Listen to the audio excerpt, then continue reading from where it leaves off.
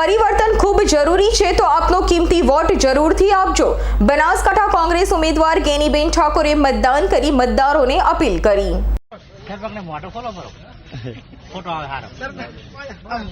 ઉમર થઈ ગઈ ને એટલે આમ બગાડે એના કરતા કે એનો મન પડે।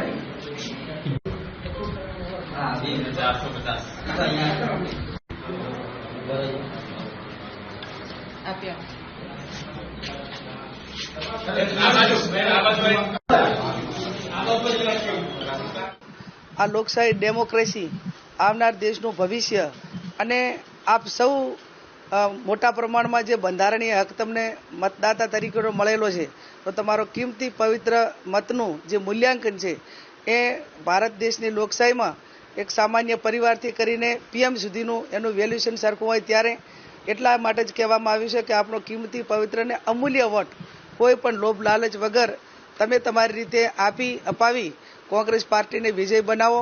પરિવર્તન ખૂબ જરૂરી। અમારી તમામ માહિતીથી અપડેટ રહેવા માટે જોડાયેલા રહો S9 ન્યૂઝ સાથે।